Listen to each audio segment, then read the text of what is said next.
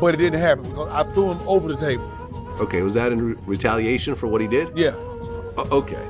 And had he fell a little bit over, he would have been dead? Yeah. Okay. Were you trying to kill him? Yeah. You're about to hear something almost unbelievable. A professional wrestler later admitted on camera that he tried to seriously harm another man during a match. And somehow that's only the beginning. From careers ending in seconds to events spiraling out of control in front of thousands of fans, these are the moments when wrestling crossed a dangerous line. What you're about to hear isn't scripted drama, it's chaos that no one could undo. One of the most infamous examples took place at ECW Living Dangerously 2000, involving New Jack and Vic Grimes. What was advertised as an extreme showcase of ECW's hardcore identity quickly became one of the most disturbing matches in wrestling history.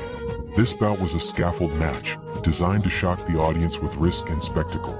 Both men stood high above the ring on a narrow platform with tables positioned far below. The idea was simple. They would fall together in a planned moment, creating a controlled but dramatic finish. But behind the scenes, tension was already boiling. New Jack carried genuine anger toward Grimes, believing a previous encounter had left him seriously injured. This wasn't storyline hatred, it was personal. But it didn't happen because I threw him over the table. Okay, was that in retaliation for what he did? Yeah. Okay. And had he fell a little bit over, he would have been dead? Yeah. Okay. Were you trying to kill him? Yeah. As the moment to jump approached, Grimes paused. Whether he second-guessed the fall or tried to protect himself, that hesitation shattered the plan. The fallout from that moment was overwhelming. The landing didn't go as planned, and the situation instantly turned into a medical emergency. New Jack suffered serious injuries that required urgent care and long-term recovery, while Vic Grimes was fortunate to avoid major harm. What was meant to be entertainment became a harsh reminder of how dangerous wrestling can become when control is lost. The match was stopped amid confusion.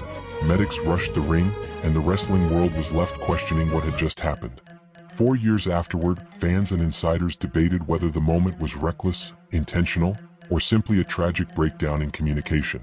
The incident later resurfaced in documentaries, where its legacy continued to spark controversy. Despite everything, their rivalry became a symbol of an era when wrestling constantly tested its limits, sometimes at an unacceptable cost. But extreme risks weren't limited to one promotion or one feud. Our next story takes us to a match that is remembered not only for its danger, but also for the unbelievable resilience it revealed: Mankind vs. The Undertaker. At King of the Ring 1998, the Hell in a Cell match was promoted as the ultimate test of endurance. The massive steel structure loomed over the ring, designed to keep chaos contained. As the match began, Mankind stood atop the towering cage, provoking The Undertaker and building tension unlike anything fans had ever seen. What followed became legendary. Early in the match, The Undertaker sent Mick Foley from the top of the cell in a moment that stunned the entire arena. Though the fall was planned, the impact was far more severe than expected. The match could have ended right there, and by all logic it should have.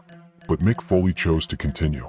Driven by determination, pride, and a deep commitment to his craft, Foley climbed back up the structure, refusing to let the moment define him. His decision transformed the match into a symbol of perseverance, a reminder of the sacrifices performers make to create moments that live forever. That night didn't just produce a classic match, it reshaped wrestling history and redefined what courage inside the ring could look like. And this is when I talked about that ego coming into play. You know, I said it like in this, I don't know what it was. There was like something larger than the two of us out there. The truth is, it was my ego taking offense to anyone, even The Undertaker, telling me when it was time to go home. The consequences of that moment were intense. The fall didn't go according to plan, and both wrestlers were immediately faced with serious injuries. New Jack ended up with critical head trauma that required urgent medical attention and long-term care, while Vic Grimes managed to walk away with relatively minor injuries. What was intended as a high-stakes spectacle quickly turned into a tense medical emergency, leaving the wrestling world stunned. The match concluded amid chaos, sparking widespread debate over whether New Jack's actions were intentional or simply a tragic miscalculation. This unforgettable incident was later featured in the Dark Side of the Ring series, highlighting how real-life tensions can spill into the ring.